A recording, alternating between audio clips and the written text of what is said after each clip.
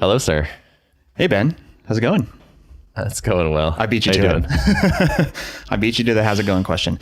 You did, yeah. Yeah. No, I'm doing well. I have some family visiting in town this week. So it's been just a good time hanging out outside a lot and soaking in some warmth that we haven't had in Minnesota for a long time. Yes, same. It is finally nice here. I've been biking around and it is great. Nice. So we have a guest on the line today. Yes, we do. And this is kind of a funny thing because he's a repeat guest in a certain sense, but in a way he's new to our listeners. So our guest today is Paul Jarvis. Hi, Paul. Welcome. Thanks for having me back after I messed up the whole episode last time we recorded. Last time, yeah, no problems. So last time Paul was on, we had a great conversation. It actually was like what I hope for from guests, which is like a feeling like you're the third co-host as opposed to just being an interviewee. And it was just like, great. And then as we wrapped up, you saved a file and QuickTime crashed. And then that was that. Oh, God. I'm not even using QuickTime this time. So so anyway, after that little event, I now record it back up and we have guests. And I'm doing that today. So the likelihood of this episode actually airing, I would say, is twice as high. So I think people will probably listen to this. Now that you've implemented the Paul protocol. That's right. Yes. You've made our system more resilient. Yes. Awesome. So welcome back. It's good to have you.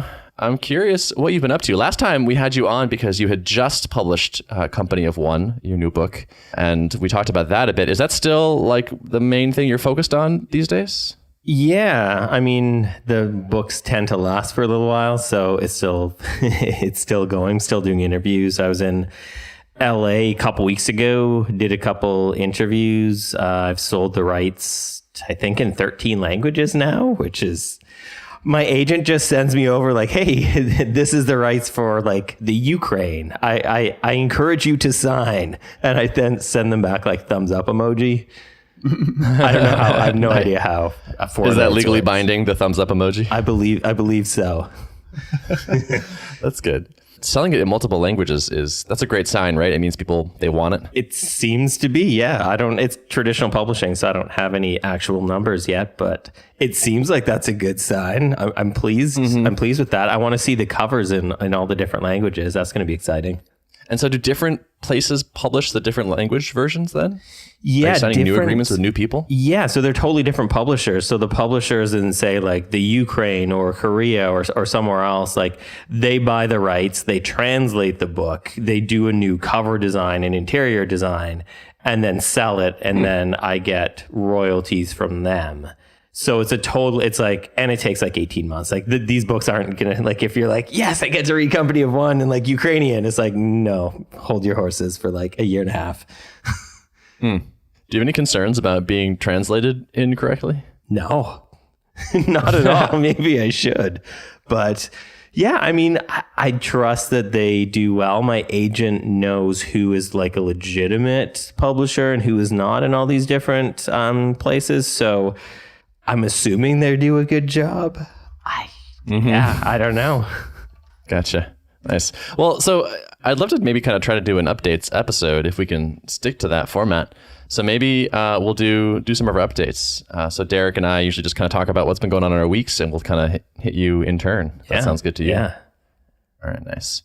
Derrick, do you want to start? Tell us what's going on in your life. Sure. Yeah. So it's kind of still more the same for me. Like I mentioned at the top, I've got family in town visiting. And so since I'm kind of already in this in-between period of not having a particular product I'm moving forward, I've kind of used this time to hang out with family, which it's been nice. You know, I've spent a lot of hours in my hammock kind of just pondering things, and like before the bugs explode too badly and it's no longer hospitable to sit in the hammock, I'm gonna take advantage of that.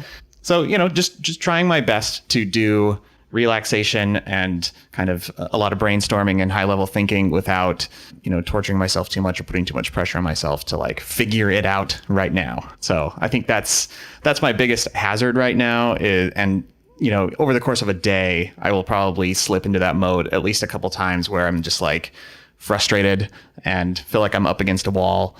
And so, yeah, it's the mental game for me right now, you know, trying to not let that overtake me. That's so hard because there's nothing magical about this moment that means you will get the idea or like bump into the thing that makes sense for you. Yeah. And so it's just, I totally get that. I would have the same impulse for sure. Yeah. But also like by the time the thing that triggered me to finally start a company was like a kind of random series of events where a few pieces fell into place all of a sudden. Mm-hmm. And there was no way for me to have forced that earlier. Yeah. I think that break might be necessary, even though none of us, like all of the people who are like us that do the things that we do feel like the break is necessary between things. I kind of think it is. I think that we need space to create. And if we just jump from one thing to another, we're not doing like Derrick said, like that actual like hammock thinking. Yeah. And it's like, in a way it is being productive. And I have to remind myself of that. Like there are a lot of ingredients that go into this whole creating new things business. And a big part of that is like the unstructured time and the time to think and to ponder. And like, I think, if I were to just go down the logical route of, analyzing lists of business ideas and picking ones that seem the most logical to do, I mean, that's what everyone else is doing. So you kind of have to find something that is novel enough and a unique enough take on something that you have an opinion about, but that also has a market. And that's just a really hard thing to do. And so. Is there a chance that we're sort of exacerbating that by bringing you on the podcast each week? And I mean, you feel like compelled to have an update of some kind? I'm not going to lie. Like it's a little bit challenging. Like I was talking to a buddy about this the other day and he was like, this could be a little bit of a challenging thing that like since you're reporting weekly on this podcast, like you kind of feel like you have to have a deliverable or you may start to feel like you need to do that and have something concrete. And it's like the last few weeks, I really haven't. But I think I'm pretty comfortable being open about what's going on. And so I guess it's like, I'm not holding back and I'm not going to sugarcoat it and say like that I have any particular update. I'm just going to give this kind of update, So yeah, that's good. And I think you also have a tendency to create things generally. Like you redid your website, and you've been posting interesting things, and you've been writing, you've been making stuff, and so like I think that's kind of your natural MO anyway, and so that will sort of satisfy some of that impulse, hopefully. Yep.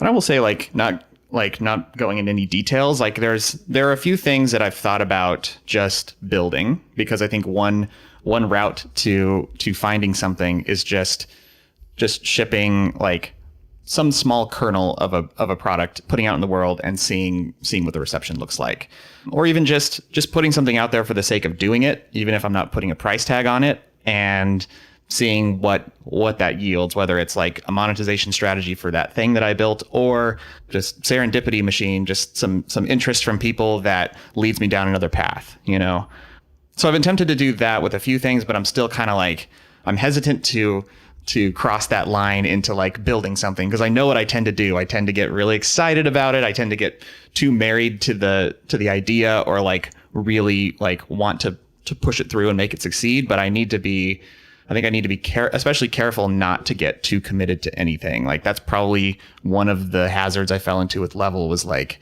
I felt so deeply that this was a problem that the world needed solving. And like, so I was all in on it, which you need to be when you're committed to a business, but also you have to kind of have that hat on, especially in the early days of like, I need to be looking for things to disprove what I'm assuming, So I think I'm still hesitating to actually dive in and like start writing code for even just a small thing.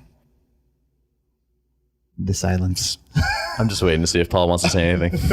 No, I didn't have anything. I thought that I think that's good. I think it's hard to be in that space, but like I said, it's necessary. Yeah. One thing that came to mind as I was listening to that is like, Paul, I know you have your weekly newsletters or email, whatever you call your thing.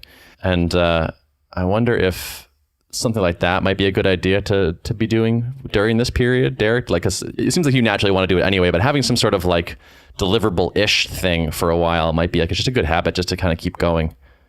Yeah, I've wanted to. So I cranked out several blog posts in the last few weeks, and it's felt good doing that. Like my last one was like called "Just Keep Shipping," and it was kind of about the meta theme behind what I'm doing right now. And it's like, even if I'm writing a blog post, that's still a form of shipping for me, and it still gives me the same benefits. I guess I'm like feeling a little bit challenged in like finding compelling enough topics to write about. Actually, I'm curious to hear from Paul. Like, how do you keep that stream going? Where's your fountain of ideas coming from? Or is it just kind of I guess, what does that process look like for you? Yeah, I mean, it used to be that I would write once a week because I would publish once a week. I would still be ahead of my schedule. But like, to be honest, nowadays, like I'll spend like 2 or 3 days writing for like 2 months. And I'll just get like all of the ideas that have been welling up for 2 months and just put them down and give them to my copy editor. Like, here's 8 articles, dude, like get to it kind of thing. As far as like where the ideas come from, it's usually like a combination of what I'm interested in and what people are saying when they reply to my emails, as well as just wanting to try different things. Like I had last week, I think it was last week, I had an idea where I was like, I want to charge people money to ask me a question and then do video replies.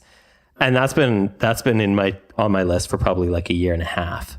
And I was like, it seems like a good enough time to do it. I had time this week to film. So yeah, it's just kind of like throwing in whatever I'm interested in and listening to whatever people are like showing me that they're interested in.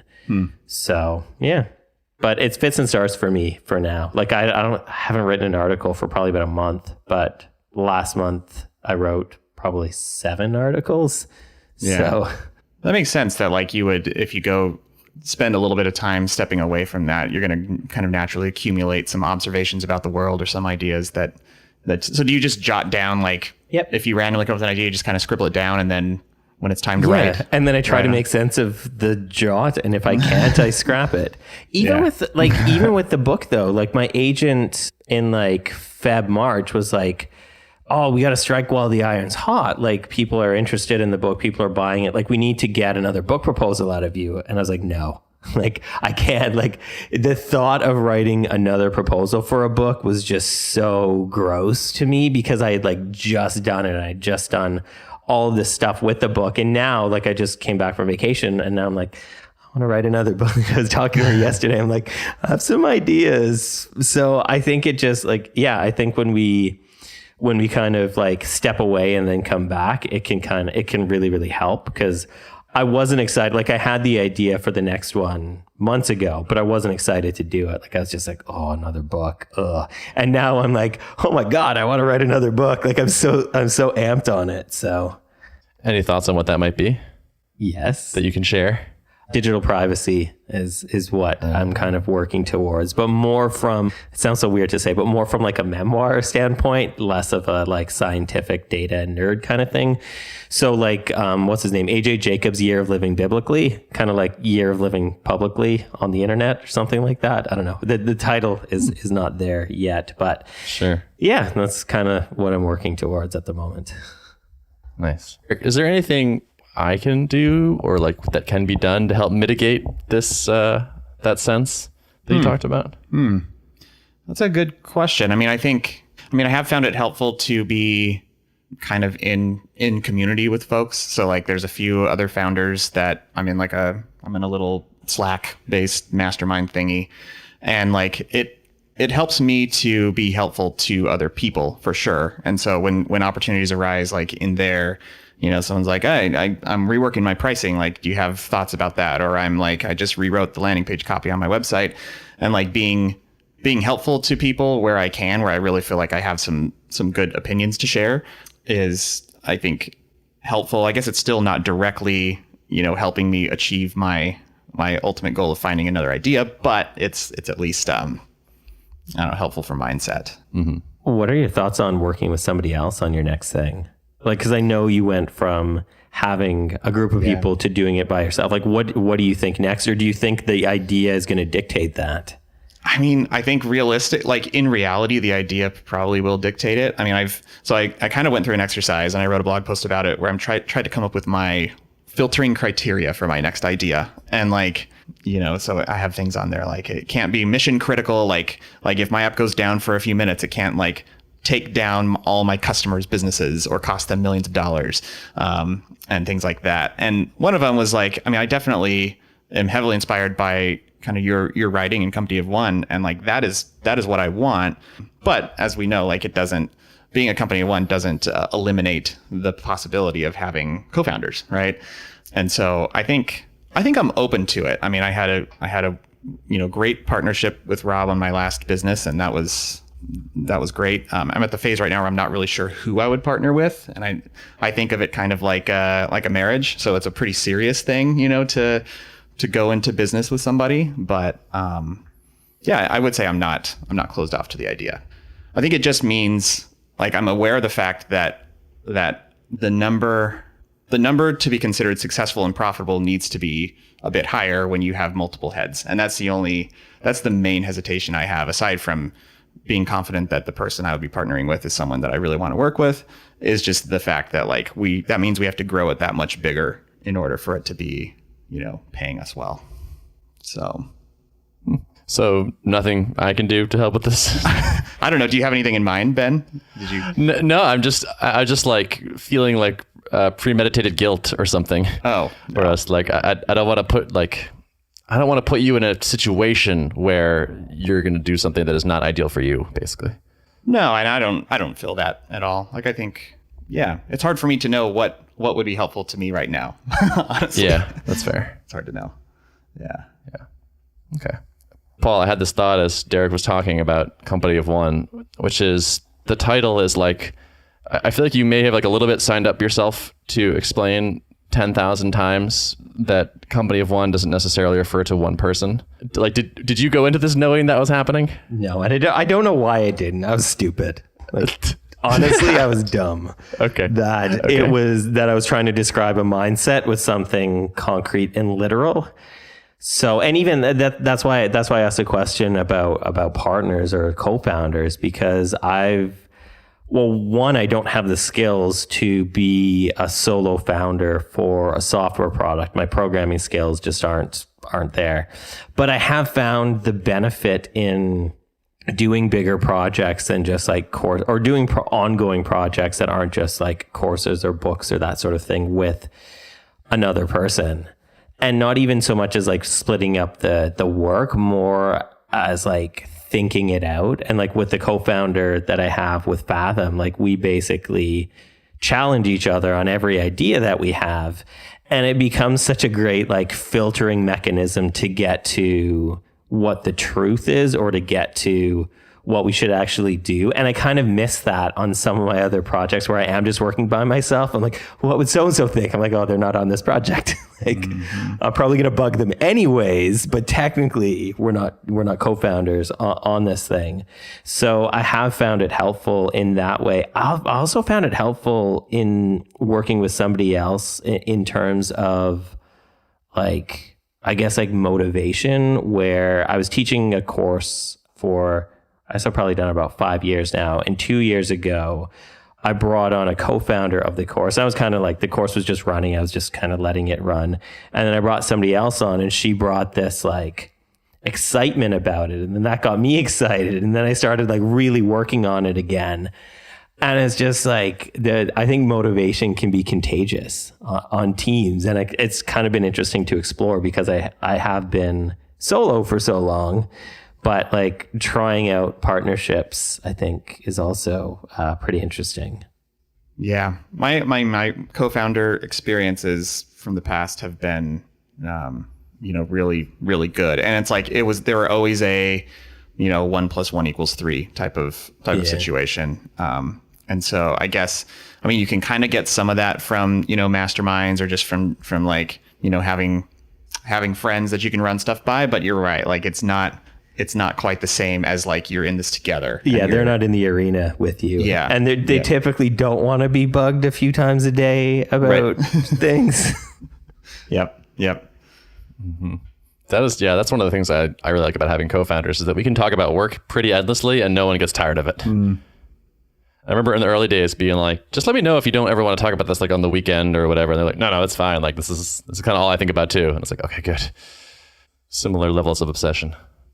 So Paul, I'm curious, I have this lingering question as I think about, what to do next. And I've pretty much exclusively done SaaS for my career as a software developer.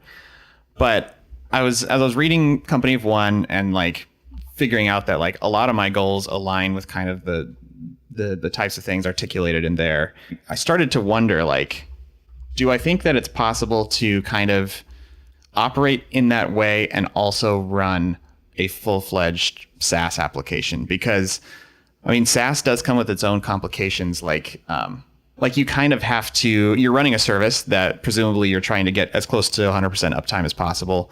And so as the technical person, that means if I don't have a lot of redundancy or backup, then I'm on call all the time, with 24/7, 365.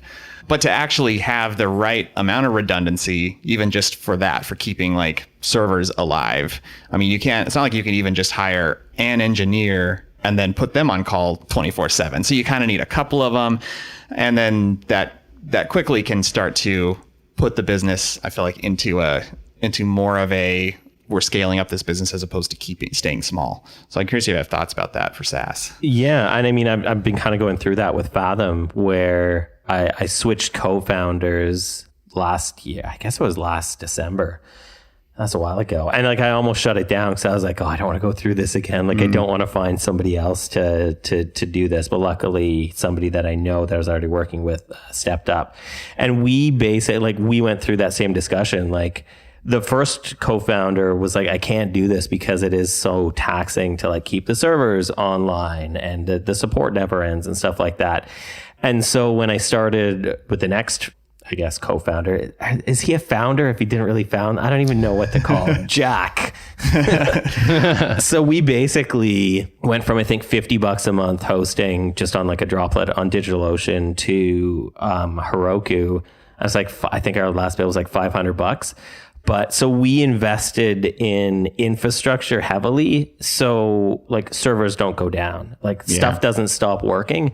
And we pay a lot more for that. But we were like, well, do we hire like an engineer or a systems administrator? And we got quotes and they were like $1,000 a month to be basically on call to deal with things. And we're like, why don't we just like increase our spend a bit on infrastructure?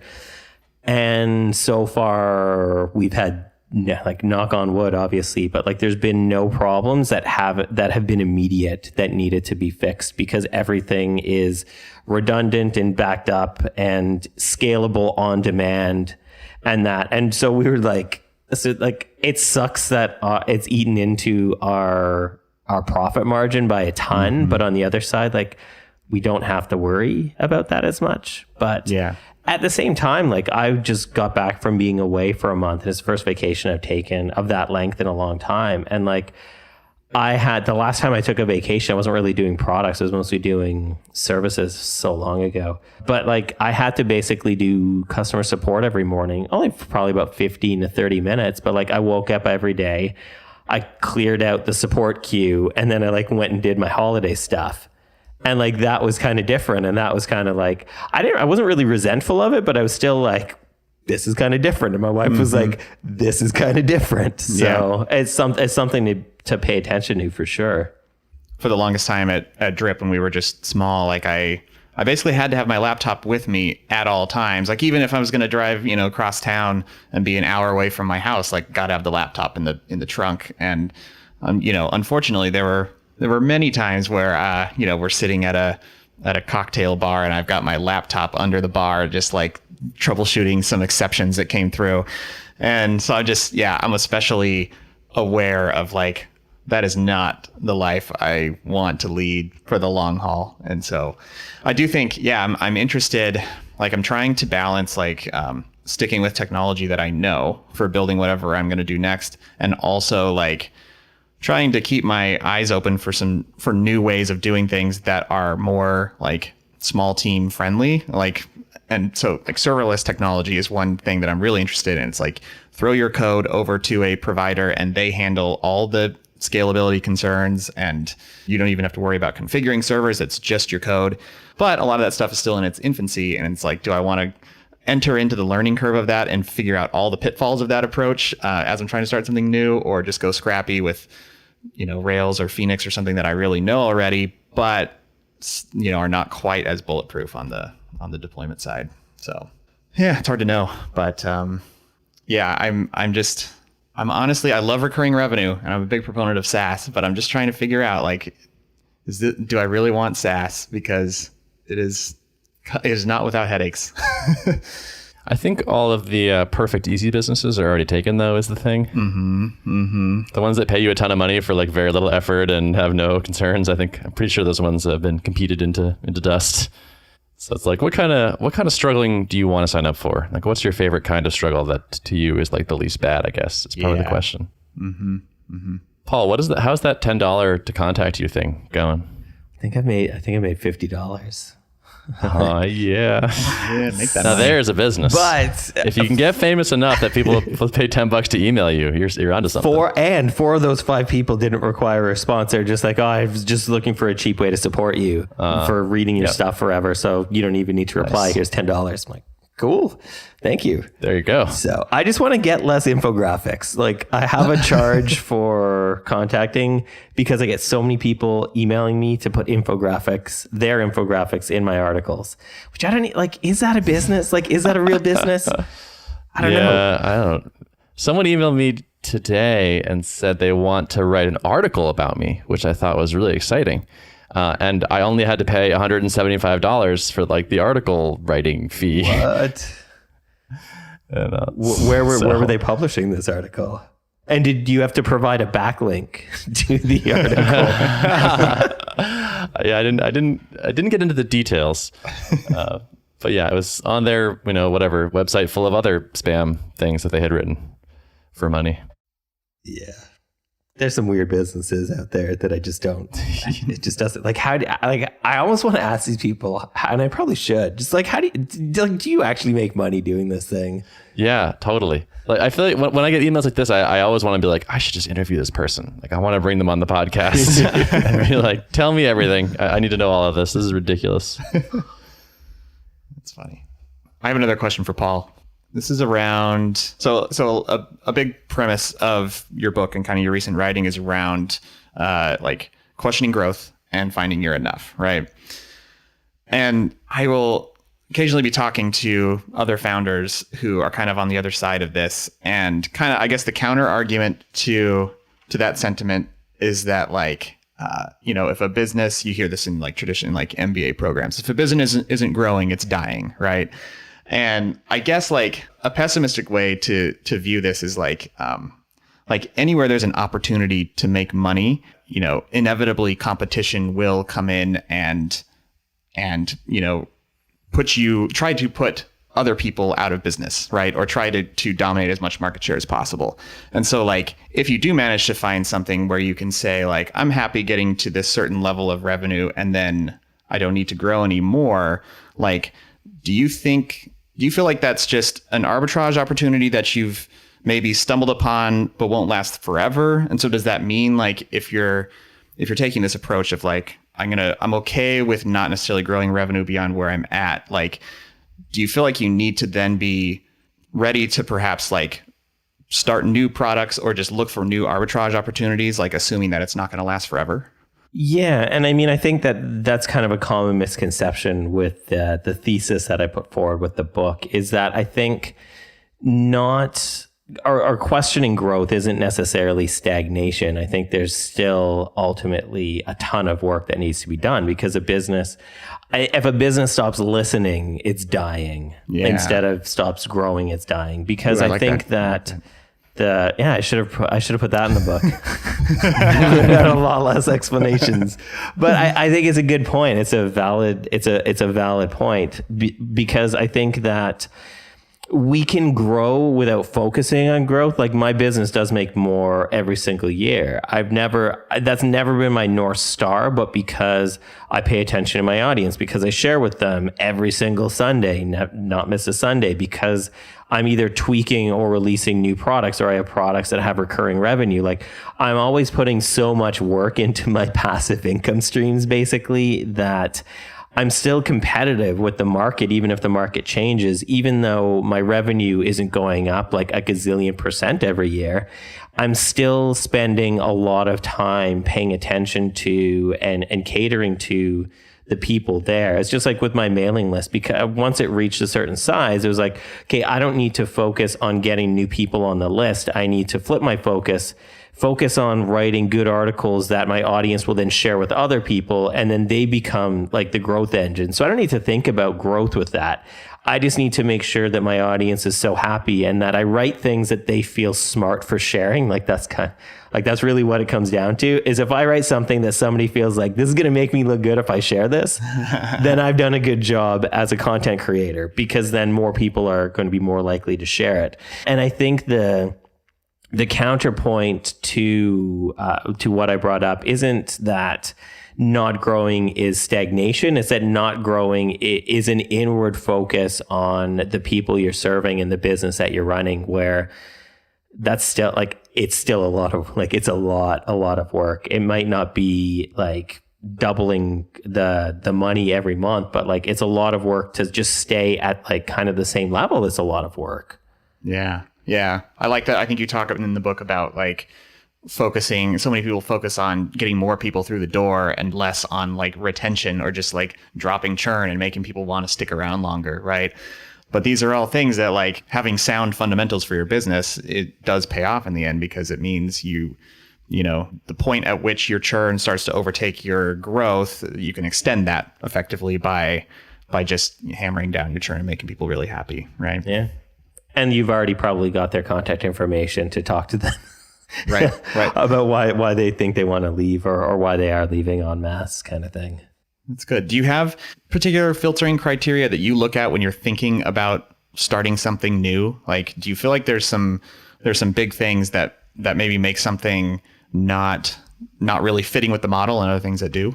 I'm on your team with mission critical. Like I don't want to run something that could get me out of bed at 2 a.m. Like I like to sleep. So, just like spending a ton on server architecture as well. But yeah, I mean, that's a big one. The other big thing for me, and it relates to the book as well, is that I don't want to start something that's going to need to be huge. Like I don't want to start a project that would need to scale like people or ad spend with revenue. I want to find things that it can stay at a small level or just grow like a tiny bit as it increases. And like, that's been a big thing. And I've actually like canned a bunch of things, because it's been like, well, this is going to take a lot to make a lot or to get it to a sustainable place. And it's like, it's just not worth it to me. Even sometimes it's a matter of support, and you don't really know support. Like it's hard to estimate support volume before you've started building the thing. And I've ended up canning, I think, 2 businesses because the level of support was so high. And I tried so like documentation and videos and better onboarding. And like, I tried all of the things and nothing. Like, this is just a product that's going to take a lot of support. And I could have scaled it up with scaling support. And I was just like, nah, this just isn't working for me. Like the type of person that I am, it doesn't work. So those are my 2 biggest criteria, to be honest. Yeah. And some of that is, I imagine that's where the skill comes in, and the experience is like knowing, because some of that you can kind of try to test a little bit early on, I guess, to figure out like, is this going to require a lot of support, or is this going to require a lot of people? But it's hard to know, right? Ultimately, like. Yeah, especially when you build stuff with other people's systems, like the WordPress plugin that I sell, it does well in terms of like monthly revenue, but people have a lot of support questions. And the kicker to that, when you're working with somebody else's platform or in somebody else's platform, is that 90% of the support questions have nothing to do with our plugin. that somebody has their theme installed wrong. Somebody has like Nginx set up so redirects completely muck up. Or it's like a million other things. So we basically have to solve WordPress problems to get just our little bit of like almost discrete, but actually not really piece of software working for them. So that I wouldn't have, because like I know how to develop WordPress like themes and plugins. So that's not something I would have thought of. Like I can figure out, like I have the tools to figure out if something's not working, what it is. But if people aren't developers in the WordPress ecosystem, like they don't know, like it's not their job to know what's breaking. It's just their job to be like, the last thing I bought was this. My site doesn't work anymore. I'm going to contact them. Yeah. I imagine that's, you hear about this with other businesses too, where you effectively, your support team becomes support for a downstream product or something. And for the internet. Yeah. It's got to be a little frustrating at times, I'm sure. Yeah. I've been that person before. Even as a technical person, sometimes you just like get it wrong, like where the problem is coming from. And I've barked up the wrong tree and then had to apologize later. Like, I have a weird ad blocker plugin or something. Like it's been me sometimes. So I have a quick update as long as I'm making noise over here. Yeah. So I sent an email actually to the whole marketing list this week, which was kind of exciting. We have set a launch date to launch publicly. So we're going to be launching in August. Well, we sort of have a launch date. We have a launch month somewhere in August. Nice. At the last minute, I like backed out the particular day, and I was like, you know what would be nice? It'd be like a little flexibility here. So let's just say August, and then we'll figure out exactly when in a couple of weeks. So that was cool. So I invited everyone that was already on the list to sign up before then. But and so like there's been like a nice stream of signups since then, which is great. But it's cool to have a line in the sand again, like a thing that we're working towards. I always enjoy that, even when they're sort of arbitrary. Why did you draw that line now as opposed to like a month prior or a month later? Yeah, there's a few factors going on. So one is that the app is in honestly a good place. Like it feels like there's no reason to gate people from it at this point. Like it feels pretty solid. It's not embarrassing anymore, and like not like just fragile, I guess. The other is, and there's two big ones. One is that Slack has a feature in their product that allows you to do remote control, and they announced a couple weeks ago that they're removing that, and they're going to do that early July. So we're like, well, there's going to be a whole bunch of people who are suddenly going to become eligible customers in July. It sure would be nice to have the doors open by then. Unfortunately, we all have travel plans. All three of us have travel plans for July. So I was like, well, we probably shouldn't launch and then immediately all go on vacation. So it's like, all right, well, I guess August is when we're going to do it. So we're just going to shoot for early August and hope that works. Nice. That's exciting. Yeah. And so I know you were kind of debating, like, should I stay in this like superhuman style invite only phase for a while, or should I launch to the world? And where, like, obviously you end up deciding to launch, but kind of what was your thought process behind that? I don't know. Should we tease it? I guess so. So we talked to Rahul. That episode is going to be actually no. That'll already be out actually. So yeah, never mind. So you've heard us talk to Rahul, and I asked him about it, and I thought his reasoning was like reasonable as to why you would do this, but it didn't strike me as like particularly compelling. Like it felt more like it seemed like his position was keeping it tightly controlled is good because it increases your net promoter score. Like more people that use the product love the product. And like, I'm okay with people using it and not finding it to be the best fit for them. Like I don't actually need to weed those people out. I don't need to create a viral sensation or grow huge. And it felt a little bit like copying that would just be copying a kind of a side effect or like not a primary action of a business because I thought the rest of the business was cool. And so it just seemed like, all right, let's do this. Yeah. I also suspect that like, I don't know. I mean, different products have different levels of complexity, like user interface level complexity, I'd say. Like, obviously you guys are dealing with a lot of complexity under the hood, but on the surface, it's a fairly straightforward, value delivery. And for an email client, there's a zillion different things you could build into it. There's a zillion different ways you could get steered off track by people who are not a great fit for your core mission. And so I think it's wise for them, if for no other reason than to like keep their product team focused on figuring out the best things to build by keeping it constrained. And I feel like that's not necessarily a constraint or a need that you guys have, Yeah, I mean, honestly, one of my takeaways from that conversation is it seemed like we were motivated by somewhat different things. where he is sort of in his goal was to like grow by a certain percent every week or every month and just do that as long as possible and scale up as much as necessary to do that. And that's not my mindset. And so it was like, I felt like there was a whole, we were a bit mismatched in that way. So just aping that sort of practice would make even less sense than usual. And it's probably not even a great idea most of the time, even if we did have the same goals. Yeah, I agree. So I feel good about it. I'm actually looking forward to opening the doors. Like as I've like opened it up more and more, I've enjoyed it. Like it feels good. Like, and like moving more parts to sort of self-serve and like start to build the engine and like, oh, now this part connects to this part and I don't have to manually manage this thing anymore. It's fun for me. I like trying to like tune a self-service engine. I find that really appealing, more so than like, let's keep it sort of tightly controlled and I'll decide who gets to come in and we'll do manual stuff for everybody. Just more my type of tea. My type of tea. Is there a feature freeze between now and public and it's just like squashing bugs or? That's on my list. So I created a launch checklist and one of them was like, stop code changes at some point. So I don't know what that point is going to be, but we'll see. Naturally, we want to launch with something pretty stable. But we had an interesting realization, which is, so there were something like 5,300 people on this list that I emailed, and we're getting a lot of signups from that. And it may be that like our big signup time is now, and actually not in a couple months, because like opening it publicly, like a lot of the people that want it were already on the list and can get in eventually. So I'm sort of not expecting a huge surge in signups. That'd be okay, but I don't think it's going to be too nuts, honestly, unless I get way better at product launches and marketing between now and then. Yeah, I think that's a good sign though, because I feel like a lot of the traffic that comes in during the big blow the doors off launch is like a lot of people curious because, oh, there's a new thing in the world, and not necessarily like prime customers. So I would expect like a lot of times there's extremely high churn on big splash launches. And I think it's a good sign that you guys are kind of like taking the deep roots, foundational approach of like letting in cohorts and stuff, as opposed to like relying on the big product hunt launch and the Hacker News launch.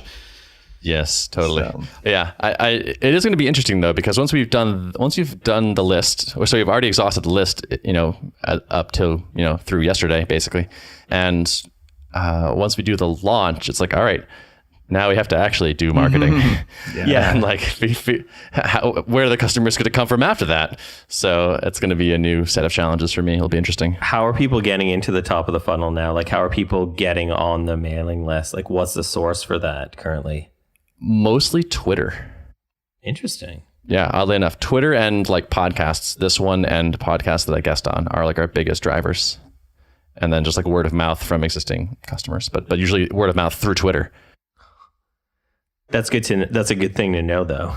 It is. I mean, it's double edged because it's like I can kind of be on Twitter at work and have it be productive, but then it's like now I'm on Twitter and now it's mixed. But it's that thing kind of scares me a little bit or something, where it's like, all right, my best sources are like Twitter and podcasts. Like, well, I can kind of get on more podcasts and I can kind of get more people to listen to this podcast and I can kind of go talk about it, like get people to talk about it on Twitter and whatnot. But none of these are like great repeatable channels in the vein of like paid advertising or sponsorships or things like that. So it's like, can I turn the crank on these things if like suddenly signups go below where we want them to? Do I have a playbook or a set of things I can go do that will actually generate more signups? And that is definitely TBD. Yeah, because you'd basically just have to do more interviews while being on Twitter. Yes, exactly. Like, what do I retweet more things? Do I make more original tweets? Do I need to follow more people? Like, I don't know. We'll see. But it'll just be another problem to solve, and this seems to be an endless stream of that. So that's okay. That's what I signed up for. Yeah, I think that's common though. Like, I think for most of the people that I talk to that do kind of the things that we do, they know how to build the excitement and do the splashy launch, but then after the launch is a lot more difficult, or it's things that like we don't always think about, and those are the things that are like just as important, because we need to keep people getting in the top of the funnel. You need to keep finding like new places or new audiences to show the thing. And it's like that's work, and that's and it's harder too because the excitement might have died or diminished slightly. Right. And you're like, oh, Yeah, I totally. still got to promote this. Like, oh no. Yeah. Well, yeah. And we're not the hot new thing. And after a while, it's like, oh yeah, I already heard about that from somebody else and decided not to try it back then. So I'll just stick with that decision. And Yeah, it's hard to change people's minds when they've made up their minds in a split second, even if the information is wrong that they have. It's hard to get them to change that behavior. totally. Yeah, and it's like maybe that like eventually probably your what works for you right now, right, is kind of alluding back to Screen Hero and saying, remember when Slack stole Screen Hero from us? And eventually, like, everyone who loved Screen Hero will know about Tuple, and then it'll be like, all right, now it's time to go to the next concentric circle, and like just people who care about pair programming and maybe are remote teams but don't have a tool for that. And then it's like eventually I feel like the Screen Hero throwback will start to diminish For sure. Yeah, That's already happening in like version 2 of our marketing site. Yeah. New people on the scene might not even know what that was. Like, Oh yeah, totally. Yeah. Yeah. The good news is I think there are markets that are like concentrically outward from us that are big and real. So like people keep asking us for like the ability to do like video, like face cams, like we're doing now. And it's like suddenly if we have that, now we're like that's a whole different kind of market niche you could service. So we'll see. We can also expand the market in some ways if we start to run out of ideas or ways for reaching this current niche. But that's hopefully way down the road because I want to stay tightly focused as long as we can until it hurts. Yeah, I think that's wise to do, and I think you do have a massive market even for where you're at with the product and all that. It's just it's just doing the hard work of accessing them. Yep, totally. Yeah, people keep signing up, and Spencer's like, there's just so many companies. There's just so many little organizations with like 10 developers in them that need a tool for this, and you never would have heard of them because they're doing some weird niche thing themselves, and there's just a lot of them. So hopefully, I think there'll be enough. I think so too. Cool. Anything else going on with the two of you that you want to talk about? I think I'm good. Paul? Yeah, I think I'm good. I can't think of anything else. Anything you want to plug, Paul? Any of your products you're working on? Oh, what am I working on right now? Redoing my MailChimp course because MailChimp changed everything. And I was like, oh, really? Because every time there's a change, I'm like, oh, that's a video that I have to professionally record again. But yeah, working on getting another version of Fathom out the door. And it's with other versions, it's hard because like the excitement of building the thing has diminished because we already built version 1. And now it's like trying to get that back. And it's at that, and we were talking about this before we started recording. It's at a place where it's generating good revenue and there's traction and there's good growth, but it's not at a place where like 2 of us can work on it full time. So like we're trying to just like eke out little bits of time to like build the next thing into it while it grows, which is challenging because like if I could just work on that for a couple months, that would be awesome. But like I'm not in a place where I can do that. So I've just got to like take my time with it, which is hard to balance. Like, oh, it's going to take quite a bit of time, but I also want to stay like super stoked about it. But it's like it's happening over months instead of days. So that's a thing. But yeah, I'm excited to get that out the door. The UI is done for it. It's just the back end that needs to be kind of finished up. Very nice. Well, I'm a Fathom customer. I use it for my personal site, and I use it on level 2, and it's great. I mean, it's just so refreshing. Like it's the data that I wanted to see every time I went to Google Analytics and had to dig around for. So nice. That's that. But so that's another weird thing, right? Because our audience is kind of split. Half of them care about privacy, and half of them just like, I like Fathom because it's just simple. Yeah. It's hard to figure out because one isn't pulling ahead in terms of customers. It's hard to be like, do we market ourselves as the simple analytics or the privacy focused analytics, or muddy it a bit and just be the simple privacy focused analytics? So maybe two different landing pages on your website focused on each or something. Yeah.